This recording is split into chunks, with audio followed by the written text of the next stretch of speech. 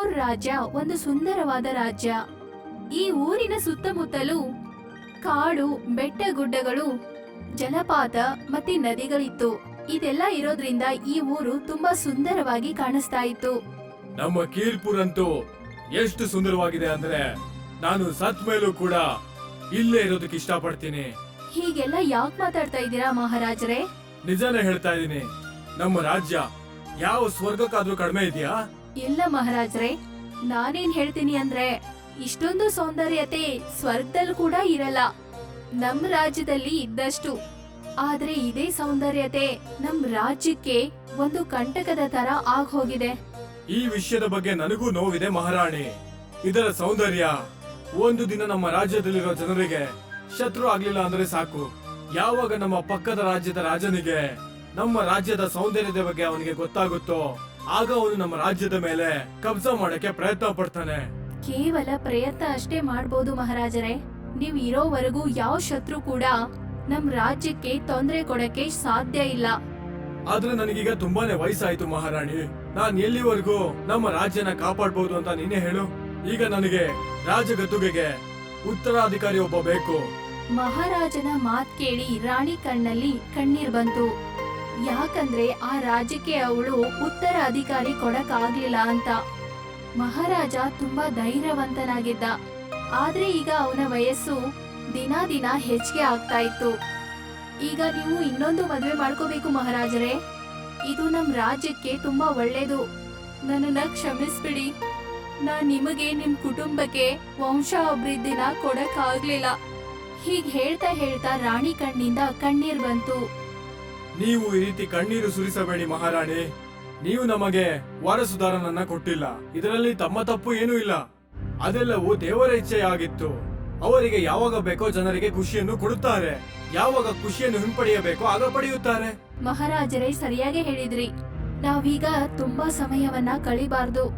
ಅತಿ ಶೀಘ್ರದಲ್ಲೇ ನಾನ್ ನಿಮ್ ಮದ್ವೆ ತಯಾರಿನ ಮಾಡ್ತೀನಿ. ಈಗ ಪೂರ್ತಿ ರಾಜ್ಯ ತುಂಬಾ ಸಂಭ್ರಮದಿಂದ ಇರುತ್ತೆ. ಯಾಕಂದ್ರೆ ಮಹಾರಾಜರು ಇನ್ನೊಂದ್ ಮದ್ವೆ ಆಗ್ತಾ ಇರ್ತಾರೆ. ಅರಮನೆಯ ಜೊತೆಗೆ ಪೂರ್ತಿ ರಾಜ್ಯವನ್ನ ಮದುಮಗಳ ತರ ಅಲಂಕರಿಸಿರ್ತಾರೆ. ಮತ್ತೆ ಮಹಾರಾಜನ ಎರಡನೇ ಮದುವೆ ತುಂಬಾ ಅದ್ದೂರಿಯಾಗಿ ನಡೆದು ಹೋಗುತ್ತೆ.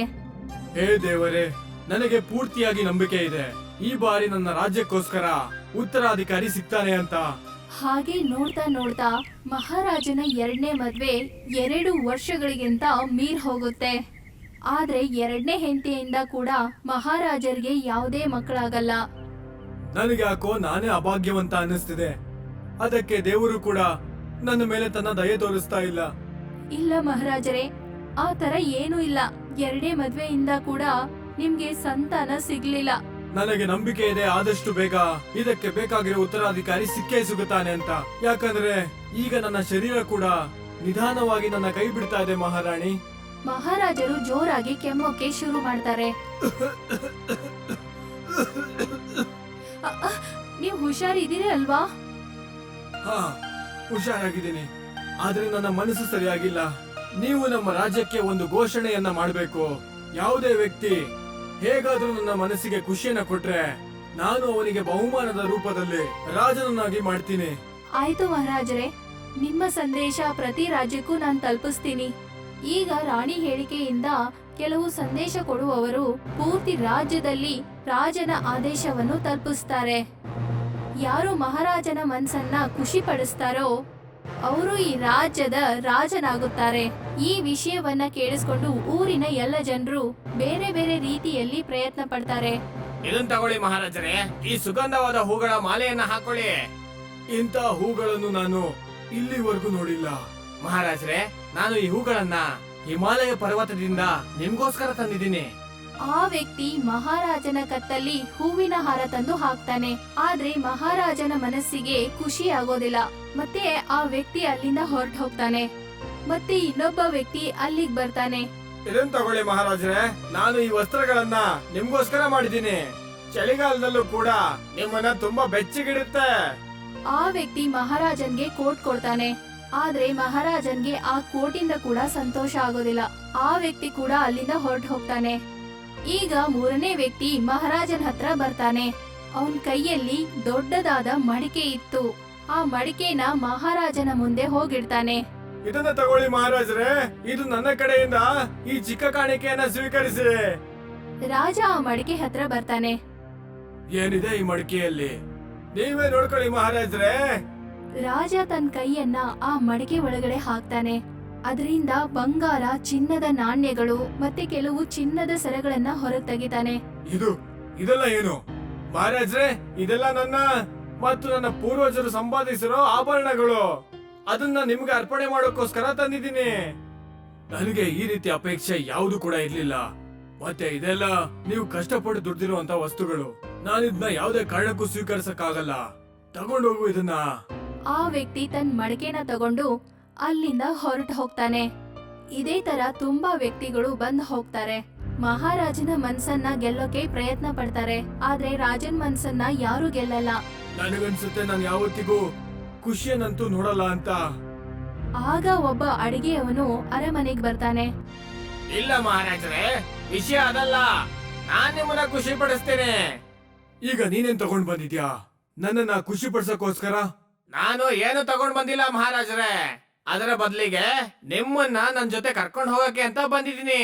ನೀವು ನನ್ನ ಆಮಂತ್ರಣವನ್ನ ಸ್ವೀಕಾರ ಮಾಡ್ಬೇಕು, ಮತ್ತೆ ಕೃಪೆ ತೋರಿಸಿ ನನ್ ಜೊತೆ ಬನ್ನಿ. ನನ್ನ ಎಲ್ಲಿ ಕರ್ಕೊಂಡು ಹೋಗ್ಬೇಕು ಅಂತಿದ್ಯಾ? ನಾನ್ ನಿಮ್ಮನ್ನ ನನ್ ಮನೆ ಕರ್ಕೊಂಡು ಹೋಗ್ಬೇಕು ಅಂತಿದ್ದೀನಿ ಮಹಾರಾಜರೇ. ಆದ್ರೆ ಯಾಕೆ? ಅಂತದೇನಿದೆ ಇಲ್ಲಿ ತಂದ್ಕೊಡಕ್ ಆಗದೆ ಇರುವಂತದ್ದು? ನಾನ್ ನಿಮಗೆ ಏನ್ ತೋರಿಸ್ಬೇಕು ಅಂತ ಇದೀನೋ ಅದನ್ನ ನಾನು ಇಲ್ಲಿಗೂ ತಗೊಂಡ್ ಬರ್ಬೋದಾಗಿತ್ತು. ಆದ್ರೆ ನೀವು ಅದನ್ನ ಪಡಿಬೇಕು ಅಂದ್ರೆ ನೀವು ಖುದ್ದಾಗಿ ನಮ್ಮ ಮನೆಗ್ ಬರ್ಬೇಕು. ಅವಾಗ ನನಗೆ ತುಂಬಾ ಖುಷಿ ಆಗುತ್ತೆ ಮಹಾರಾಜರೇ. ಒಂದ್ ವೇಳೆ ಆ ವಸ್ತುನ ಇಲ್ಲಿ ತಗೊಂಡ್ ಬಂದಿದ್ರೆ ತಣ್ಣಗೆ ಮತ್ತೆ ಸ್ವಾದಿಷ್ಟ ಹೋಗುತ್ತೆ. ಓ ಹೌದಾ, ಇದ ವಿಷಯ. ಸರಿ, ಹಾಗಿದ್ರೆ ನಾನ್ ನಿನ್ ಜೊತೆ ಬರೋದಕ್ಕೆ ತಯಾರಿದ್ದೀನಿ. ಆ ವ್ಯಕ್ತಿ ತನ್ನ ಮನೆಗೆ ಮಹಾರಾಜನ್ನ ಕರ್ಕೊಂಡು ಹೋಗ್ತಾನೆ. ಅಲ್ಲಿ ಅವನು ವಿವಿಧ ರೀತಿಯ ಸ್ವಾದಿಷ್ಟವಾದ ಅಡಿಗೆಯನ್ನ ಮಾಡಿಟ್ಟಿರ್ತಾನೆ. ಆ ಅಡಿಗೆಯಿಂದ ತುಂಬಾ ಒಳ್ಳೆಯದಾದ ಪರಿಮಳ ಬರ್ತಾ ಇರುತ್ತೆ. ಆ ವ್ಯಕ್ತಿ ಒಂದೊಂದು ಆಹಾರ ಪದಾರ್ಥಗಳನ್ನ ಮಹಾರಾಜನ್ಗೆ ಬಡಿಸ್ತಾನೆ. ಇದ್ ತಗೊಳ್ಳಿ ಮಹಾರಾಜರೇ, ತಿನ್ನಿ ಇದನ್ನ. ಇದೆಲ್ಲ ನಾನು ನನ್ನ ಕೈಯಾರೇನೆ ಮಾಡಿದ್ದು. ನಾನ್ ಕೇಳಿದೀನಿ, ಯಾರ್ ಮನ್ಸಿಗಾದ್ರೂ ಹತ್ರ ಆಗ್ಬೇಕು ಅಂದ್ರೆ ಅವ್ರಿಗೆ ರುಚಿಯಾಗಿರೋದನ್ನ ಕೊಡ್ಬೇಕು ಅಂತ. ಮಹಾರಾಜನ್ಗೆ ಹೊಟ್ಟೆ ಹಸುವಾಗಿತ್ತು. ಅದಕ್ಕೆ ರಾಜ ಖುಷಿ ಖುಷಿಯಿಂದ ಊಟ ಮಾಡ್ತಾ ಇದ್ದ. ಇಲ್ಲಿವರೆಗೂ ಮಹಾರಾಜ ಅಷ್ಟೊಂದು ರುಚಿಯಾಗಿರುವ ಊಟವನ್ನ ಯಾವತ್ತೂ ಮಾಡಿರ್ಲಿಲ್ಲ. ಆ ವ್ಯಕ್ತಿ ತನ್ನ ಕೈಯಾರೆ ಮಾಡಿದ ಅಡಿಗೆನ ಮಹಾರಾಜರಿಗೆ ತುಂಬಾ ಇಷ್ಟ ಆಗುತ್ತೆ. ಮಹಾರಾಜರು ಈ ಊಟವನ್ನ ಮಾಡಿ ಮನ್ಸಿಂದ ತೃಪ್ತಿ ಆಗ್ತಾರೆ. ನೀನ್ ಇವತ್ ನನ್ನ ಮನಸ್ಫೂರ್ತಿಯಾಗಿ ಪ್ರಸನ್ನ ಮಾಡಿದ್ಯಾ. ಅದಕ್ಕೆ ನಾನ್ ನಿನ್ನ ಕೀರ್ಪುರದ ರಾಜನಾಗಿ ಘೋಷಣೆ ಮಾಡ್ತೀನಿ. ಇದು ನನ್ನ ಸೌಭಾಗ್ಯ ಮಹಾರಾಜರೇ. ನಿಮಗೆ ಕೋಟಿ ಕೋಟಿ ನಮನಗಳು. ಸರಿ, ಕೇಳು. ಹೇಳಿ ಮಹಾರಾಜರೇ. ನೀನು ರಾಜ ಆದ್ಮೇಲೂ ಕೂಡ ನನಗೆ ಹೀಗೆ ಸ್ವಾದಿಷ್ಟವಾದ ಊಟನ ಕೊಡ್ತೀಯಾ ತಾನೆ? ಆ ಮಹಾರಾಜರೇ, ಖಂಡಿತ ಕೊಡ್ತೀನಿ. ನಾನ್ ನಿಜ ಹೇಳ್ತಾ ಇದ್ದೀನಿ, ನನ್ನ ಜೀವನದಲ್ಲಿ ಇಲ್ಲಿವರೆಗೂ ಯಾವುದೇ ರಾಜ್ಯದ ಆತಿಥ್ಯದಲ್ಲೂ ಈ ರೀತಿಯಾದ ಊಟವನ್ನ ಮಾಡ್ಲೇ ಇಲ್ಲ.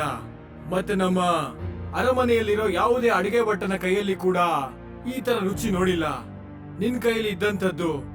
ನಡಿ, ಈಗ ನಿನ್ನ ಜೊತೆ ನಡಿ. ಈಗ ಮಹಾರಾಜ ಆ ವ್ಯಕ್ತಿನ ಕರ್ಕೊಂಡು ತನ್ನ ಅರಮನೆ ಕರ್ಕೊಂಡ್ ಬರ್ತಾನೆ. ರಾಜ ತನ್ನ ಕೈಗಳಿಂದ ರಾಜನ ಕಿರೀಟವನ್ನ ಹಾಕ್ತಾನೆ. ಮತ್ತೆ ತಮ್ಮ ಸಿಂಹಾಸನದಲ್ಲಿ ಕೂರಿಸಿ ರಾಜ ಅಭಿಷೇಕ ಮಾಡ್ತಾನೆ. ಇವತ್ತಿನ ಕೀರ್ಪುರ್ ರಾಜ್ಯಕ್ಕೆ ನೀನೇ ಹೊಸ ರಾಜ. ಮತ್ತೆ ನಾನು ಈ ಸ್ಥಾನದ ಎಲ್ಲ ಕಾರ್ಯಗಳನ್ನ ನಿನ್ನ ಕೈ ಕೊಡ್ತಾ ಇದ್ದೀನಿ. ಈಗ ಅಡಿಗೆ ಅವನು ಕೀರ್ಪುರದ ರಾಜನೇನೋ ಆಗಿದ್ದ, ಆದ್ರೆ ಈಗ್ಲೂ ಕೂಡ ಅದೇ ಒಳ್ಳೆ ಗುಣಗಳು ಇತ್ತು. ಅವನು ಇಡೀ ಅರಮನೆಗೆ ತನ್ನ ಕೈಯಿಂದಾನೇ ಎಲ್ಲ ಅಡಿಗೆಗಳನ್ನ ಮಾಡ್ತಾ ಇದ್ದ. ಇದರಿಂದ ಅರಮನೆಯಲ್ಲಿರೋರ್ಗೆ ತುಂಬಾನೇ ಖುಷಿಯಾಗಿತ್ತು. ನಿಮ್ಮ ಅದೃಷ್ಟದಲ್ಲಿ ಈ ಅರಮನೆಗೆ ನೀವು ರಾಜ ಆಗ್ಬೇಕಾಗಿತ್ತು. ಆದ್ರೆ 2 ಮದ್ವೆ ಆಗಿದ್ರು ಕೂಡ ಮಹಾರಾಜರಿಗೆ ಮಕ್ಕಳಾಗ್ಲಿಲ್ಲ. ಬಹುಶಃ ನನ್ನ ಅದೃಷ್ಟ ತುಂಬಾ ಚೆನ್ನಾಗಿತ್ತು ಅನ್ಸುತ್ತೆ. ಆದ್ರೆ ಅದಕ್ಕಿಂತ ಚೆನ್ನಾಗಿರೋದು ನನ್ನ ಕೈ ರುಚಿ ಅಂತ ಅನ್ಬೋದು. ಅದಕ್ಕೆ ಎಲ್ರು ಹುಚ್ಚರಾಗ್ತಾರೆ. ಇದಕ್ಕಿಂತ ದೊಡ್ಡ ವಿಷಯ ಏನಂದ್ರೆ ನಿಮ್ ಒಳ್ಳೆ ಗುಣ. ನೀವು ರಾಜ ಆದ್ರೂ ಕೂಡ ನಿಮ್ ಒಳ್ಳೆ ಗುಣಗಳನ್ನ ನೀವು ಉಳಿಸ್ಕೊಂಡಿದೀರಾ. ನೀವು ಮೊದ್ಲು ಹೇಗಿದ್ರೋ ಹಾಗೆ. ಇದೆಲ್ಲ ನಿಮ್ಮೆಲ್ಲರ ಪ್ರೀತಿ ಮಹಾರಾಣಿ. ಮತ್ತೆ ನಾನು ಈ ಪ್ರೀತಿ ಯಾವತ್ತೂ ಕಡಿಮೆ ಆಗದಿರೋ ತರ ನೋಡ್ಕೋತೀನಿ. ಇವತ್ತಿಗೆ ನಾನು ಮತ್ತೆ ಮಹಾರಾಜರು ಮದ್ವೆ ಆಗಿ 50 ವರ್ಷ ಆಯ್ತು. ಇವತ್ತು ಊಟಕ್ಕೆ ಹೊಸದಾಗಿ ಏನಾದ್ರೂ ಮಾಡ್ತೀರಾ? ಹಾ, ಯಾಕಿಲ್ಲ ಮಹಾರಾಣಿ. ನೀವ್ ಹೇಗ್ ಹೇಳ್ತೀರೋ ನಾನು ಅದೇ ರೀತಿ ಅಡಿಗೆಗಳನ್ನ ಮಾಡ್ತೀನಿ. ಇವತ್ತು ಏನ್ ಅಡಿಗೆ ಮಾಡ್ಬೇಕು ಅಂತ ನಾನ್ ನಿಮಗ್ ಹೇಳಲ್ಲ. ನಿಮಗ್ ಏನ್ ಇಷ್ಟ ಆಗುತ್ತೋ ಆ ಅಡ್ಗೆನ ನೀವು ತಯಾರಿಸಬಹುದು. ಮತ್ತೆ ಇವತ್ತಿನ ನಿಮ್ ಅಡಿಗೆ ನಿಮ್ ಕಡೆಯಿಂದ ನಮ್ಮಿಬ್ಬರಿಗೂ ಒಂದು ಅದ್ಭುತವಾದ ಉಡುಗೊರೆ ಆಗುತ್ತೆ. ಹಾಗೆ ಆಗ್ಲಿ ಮಹಾರಾಣಿ. ನಾನು ನಿಮಗೆ ಮತ್ತೆ ಮಹಾರಾಜರಿಗೆ ತುಂಬಾನೇ ಅದ್ಭುತವಾದ ಸ್ವಾದಿಷ್ಟವಾದ ಬಹುಮಾನ ಕೊಡ್ತೀನಿ.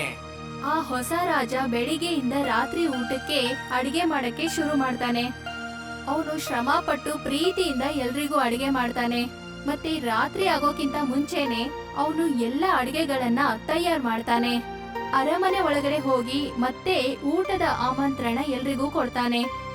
ಹಬ್ಬಕ್ಕೆ ಬೇಕಾಗಿರೋ ಎಲ್ಲಾ ತಯಾರಿಗಳು ಸಿದ್ಧ ಇದೆ. ನೀವೆಲ್ರೂ ಬನ್ನಿ, ಈ ಹಬ್ಬದ ಖುಷಿನ ಪಡೆದುಕೊಳ್ಳಿ. ರಾಣಿ ಮತ್ತೆ ಮಹಾರಾಜರ ಜೊತೆಗೆ ಮಂತ್ರಿಗಳು ಮತ್ತೆ ನ್ಯಾಯಾಧೀಶರು ಊಟದ ರುಚಿಯನ್ನ ಸವಿಯಲು ಅರಮನೆಯ ಕೋಣೆ ಒಳಗಡೆ ಬರ್ತಾರೆ.